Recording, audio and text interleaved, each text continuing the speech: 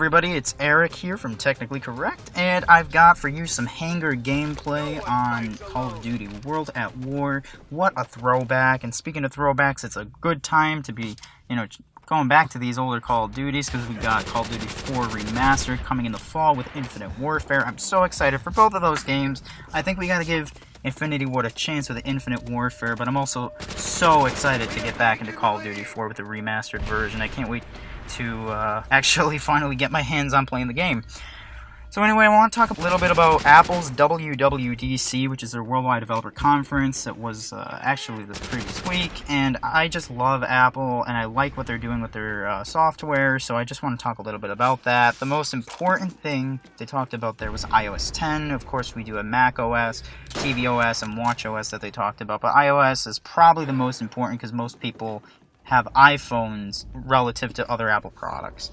So they're doing some cool things with iOS. What they're trying to do is open up core Apple apps to developers they weren't able to do that before. Apple wanted control over those apps, which is understandable for their system, but now they're opening it up to developers, so things like the Messages app, the Maps app, Siri, Touch ID was, I believe, already opened up like last year, but what's really cool is that developers are now able to have a part in what goes into Apple's stock apps. So for example, the Messages app is getting its own app store, so to speak, and you could actually do a lot of cool things. You could actually write handwriting in the transcript. If you send a web link, it's live, so a little picture of the live web page shows up above the link.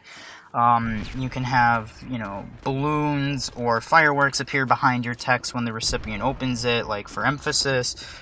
You could have your text slam onto the page or softly, quietly appear into the page. They've got some interesting things like invisible ink, so you could send a message and it's all fuzzy until the person swipes their finger over it, so maybe you want to send a surprise or keep something private. You could do that. They also have a feature called tap back, where you double tap the other person's message and you can kind of give it a thumbs up or a heart or a thumbs down and stuff like that. You can send like little videos and draw on them in messages, and it's really cool. They've got some stickers, kind of like Facebook Messenger, and developers can get in on that as well and develop stickers for that. And like I said, Messages as an app store. They're doing a little bit of stuff with Siri. I wish they did a little more with Siri. The rumors were showing that Siri might be able to answer your voicemail for you or read it to you, but right now they're doing transcribed voicemail, so all your voicemail will be transcribed into text in the phone app. But anyway, with Siri, you're able to now call for a lift right in Siri, and it'll show the map in Siri, and you can hit requests. And so, like I said, developers are getting access to these core Apple functions, such as Siri, which will make things a lot easier. I think what Apple's goal for this is to make it quicker for users to access information and get things done. They're changing the OS so it's more useful and able to be utilized to get things very quickly instead of having to open apps, and that seems to be a recurring theme here for iOS 10. They have a little bit of a redesigned Maps app. They got a Home app now that lets you control all your smart home devices, such as your heating thermostat, your garage door, for example, your front door locking and all this stuff. That's really cool. They've got a new Apple Music redesign, which I'm excited for. I love Apple Music. I've been with it since the beginning, and this redesign is going to look a lot cleaner, a little bit fresher, and be more organized for people. I'm really excited for that. And then one of the bigger things is called Rich Notifications. So you could actually, first of all, raise your phone to see the notifications. You don't have to press any buttons, you just raise it up and it lightens the screen.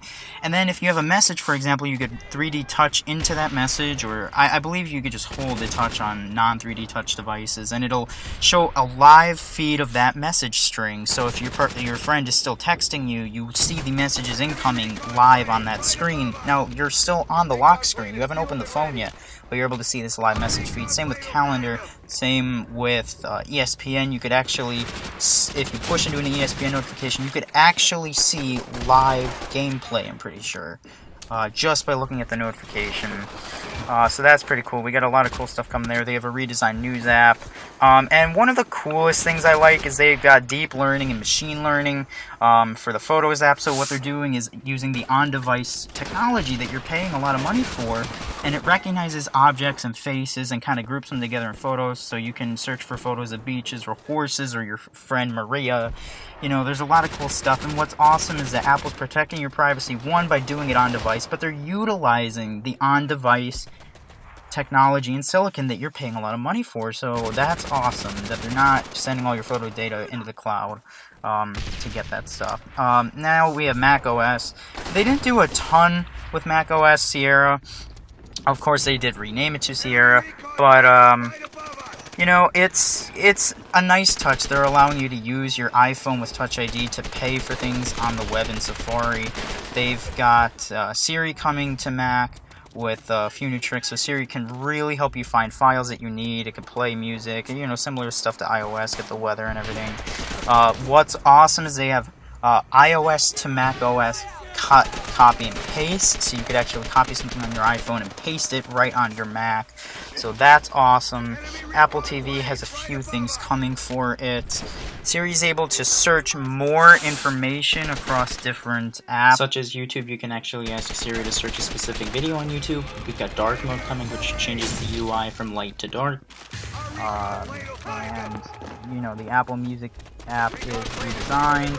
Of course, we've got HomeKit featured in Apple TV, so you can set your thermostat temperature. App Store is getting this ability that where you download an app on your iPhone, it'll also download on your TV, so that's convenient. WatchOS is awesome because they are taking, you know, the watch, which is a nice product. There's nothing wrong with it. It's just that they have to advance it more to be more successful. So what they have coming for WatchOS is a dock feature, so you could kind of like Mac and iOS, you can set apps to just appear very quickly for quick access, but they're making apps launch, I believe it's 7 times faster, which is awesome.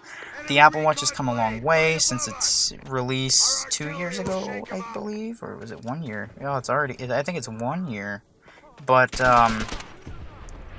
you know, it's very, very interesting. I'm excited. I'm actually waiting for Apple Watch 2. You know, whenever that might come out, I'm ready to buy that. I don't want to invest in the first one yet because one is already probably halfway through its life before the second one gets released. Anyway, that's the bulk of things coming. I'm just very, very excited to see all these changes take place in the fall when Apple's most likely going to have their next event in September for the iPhone, and maybe some iPads coming at us. I hope another Apple Watch, but I'm not really sure they're going to release an Apple Watch later this year. Anyway, I hope you guys enjoyed this gameplay. You know, it's like I said, it's awesome. I'm excited for Infinite Warfare. I'm really excited for Call of Duty 4. I'm excited for Battlefield. That's awesome. I also play Destiny, so, you know, Destiny, the Iron Lords or Iron King or something like that's coming out. So, you know, I'll get that too. And surprisingly, it's only $30. I thought it'd be more. Anyway, thanks guys for listening. Catch you guys another time.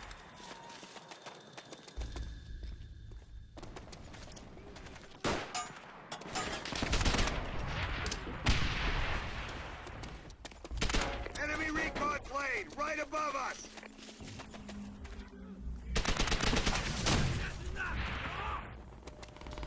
We have lost the lead! Shit! We'll be sitting duck! Enemy artillery!